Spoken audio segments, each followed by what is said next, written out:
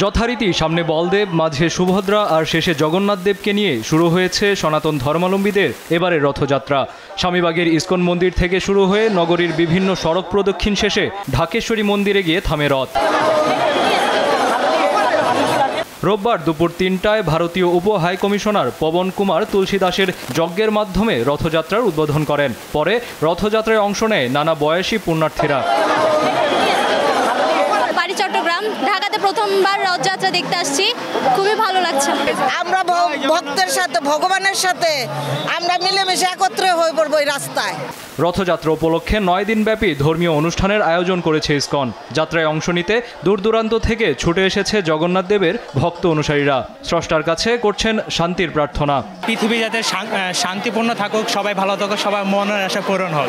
এখন আমরা ভগবানের কাছে একটাই প্রার্থনা জানাবো যে আমাদের যত কষ্ট আছে, যত খারাপ দিকগুলো আছে, সেই জন্য সেগুলো জীবন থেকে যেন শেষ করে ভালো জিনিসগুলো যেন আনে।